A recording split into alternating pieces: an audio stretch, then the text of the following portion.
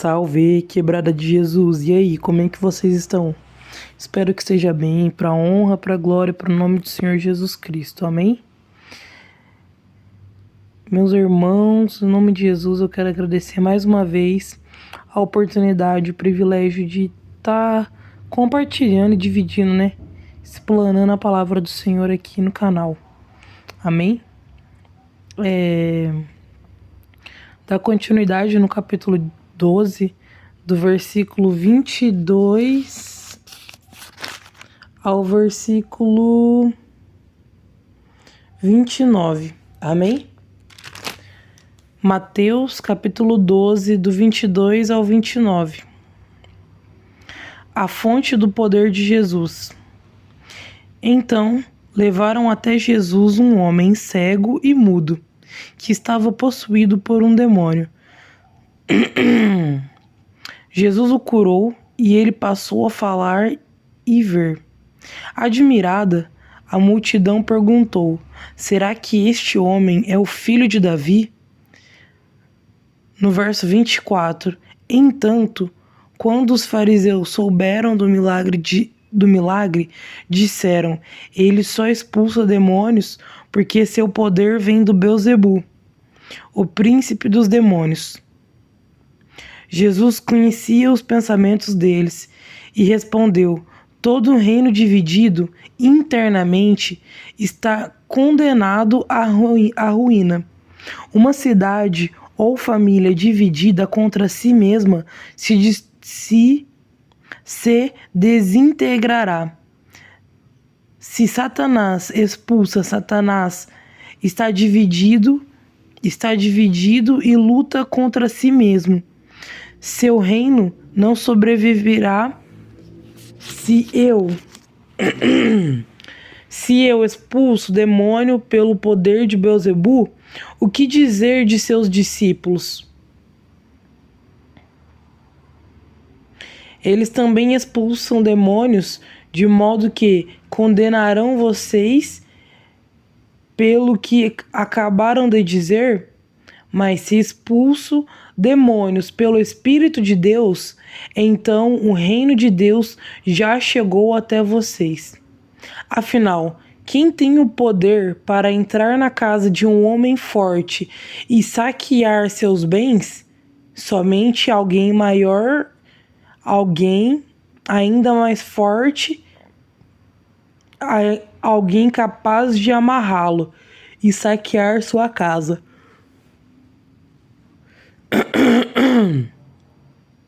Até aqui.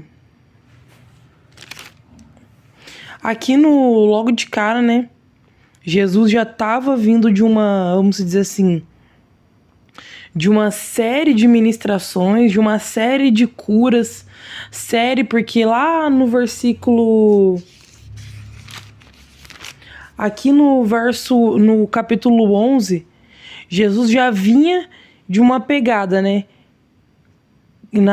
falando sobre João Batista, o julgamento para os que não creem. Jesus já estava vindo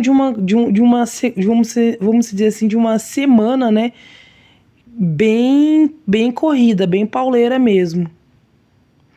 E quando Jesus chega ali naquela cidade, quando Jesus está ali num propósito de disseminar a palavra de Deus, de explanar a palavra de Deus, de levar cura, levar libertação, então logo ali já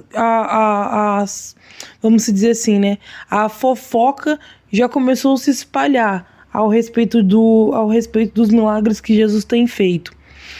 Então levaram até Jesus um homem cego e mudo, que estava possuído por um demônio.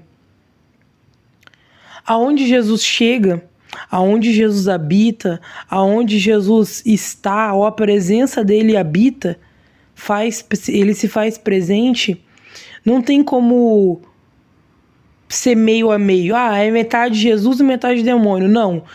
Ou é Jesus ou é demônio. Nesse caso, nada prevalece, nenhum mal, nenhuma tempestade, nada. Mal algum prevalecerá quando Jesus está presente.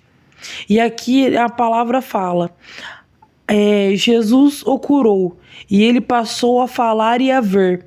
Quando nós encontramos Jesus, ou quando Jesus nos encontra, as coisas mudam.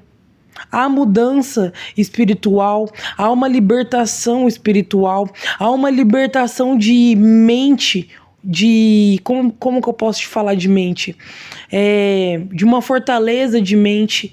O que seria uma fortaleza de mente? Pessoas que já têm pensamentos, já têm, vamos dizer assim, formados, opiniões formadas que não mudam, que são irredutíveis. Um cristão, uma cristã, uma pessoa que se diz filha e filho de Deus, nós temos que ter uma mente aberta, uma mente, vamos dizer, totalmente voltada para o Senhor, totalmente discipulada por Cristo.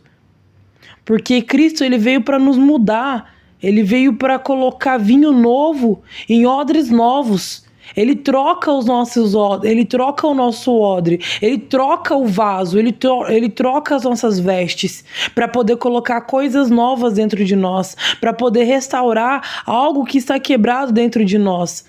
Eu não sei o que em você ou em vocês, né, que estão quebrados, mas eu sei o que em mim estava quebrado e que Deus está restituindo. Eu sei que em mim o que Deus tem feito.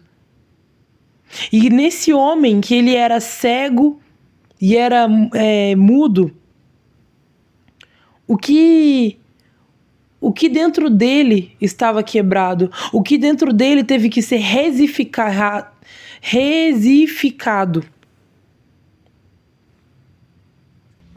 Eu não sei o que nesse homem que teve que ser ressignificado, que teve que fazer um reset, que Deus teve que limpar ele novamente. Teve que colocar ele no modo de fábrica. Por que no modo de fábrica? No modo de fábrica você está num modo sem vícios, num modo sem bugar. E Deus, quando nós estamos na presença de Cristo, nós estamos na presença do Espírito Santo de Deus, Ele nos reseta. Não que a gente vai esquecer de tudo que aconteceu, mas a gente vai viver um novo. A gente vai viver novas versões em Cristo. E esse homem, quando ele foi liberto, ele pôde enxergar novamente, ele pôde falar novamente.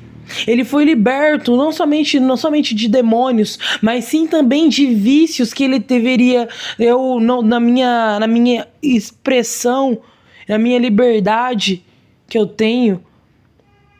Eu imagino que esse homem passou por muitas coisas. Teve muitas situações para até chegar nesse momento dele ficar mudo, dele ficar cego. Quantos de nós que éramos cegos, que éramos mudos, e hoje Deus nos resignificou, Deus nos restaurou, Deus nos resetou. Admirada, a multidão perguntou: será que este homem é filho de Davi? No entanto, quando os fariseus souberam do milagre, disseram: ele só expulsa demônios porque seu poder vem de Beelzebu, o príncipe dos demônios. Aí vem porque do fariseu. Porque o fariseu, em vez dele abraçar o ministério de Jesus, em vez dele somar com o ministério de Jesus, ele quis dividir. Ele quis ter só para ele toda a glória, todas as palmas, como que eu posso te dizer? Todo o holofote virado para eles. Eles não queriam dividir.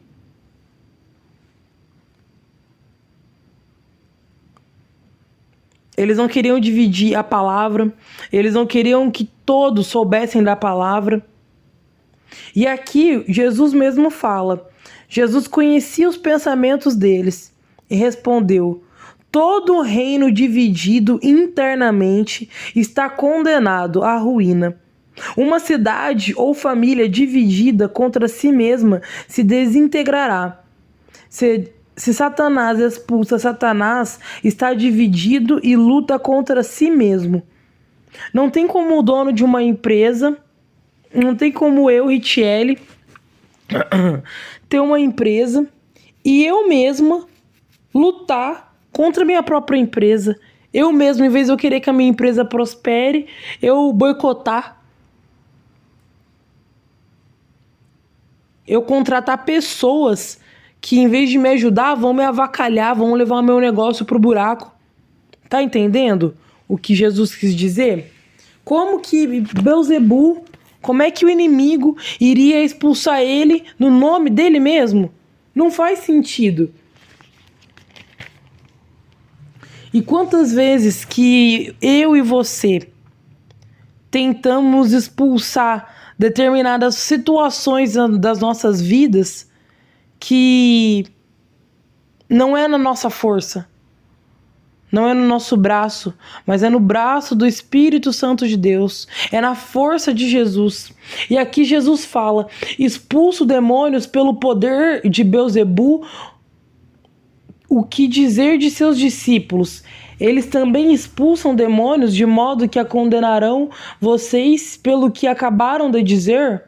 Mas se expulso demônios pelo Espírito de Deus, então o reino de Deus já chegou até vocês. Então o reino de Deus já chegou até vocês. Mais uma vez.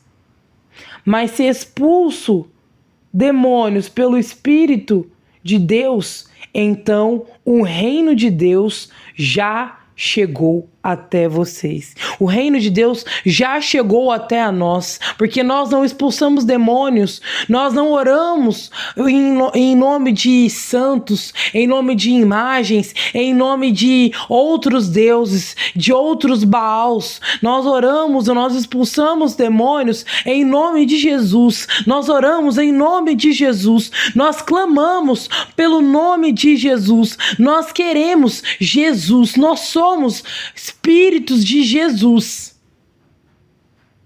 Jesus estava sendo mais claro que isso. Não acho que não teria como, cara. De verdade. Ele estava mesmo falando com os próprios lábios, com a própria boca, que ele era o Espírito de Deus. Deus já chegou até vocês. Ele falou: Deus já chegou até vocês. Mal sabiam eles que estavam falando com a Trindade. Mal sabiam eles que estavam falando com El Grande Eu Sou, com El Shaddai. Mal sabiam eles. E estavam sendo pessoas, fariseus, hipócritas.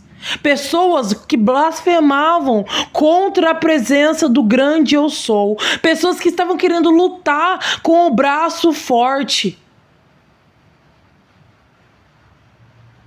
Afinal, quem tem poder para entrar na casa de um homem forte e saquear seus bens? Somente alguém ainda mais forte, alguém capaz de amarrá-lo e saquear sua casa. É a mesma coisa que eu querer entrar na casa de um policial armado e falar: é um assalto. Agora é a mesma coisa o inimigo, Jesus, Deus, querer entrar dentro da casa de Satanás, amarrar ele, expulsar pelo poder, pela autoridade, pela legalidade do nome de Jesus e falar que não.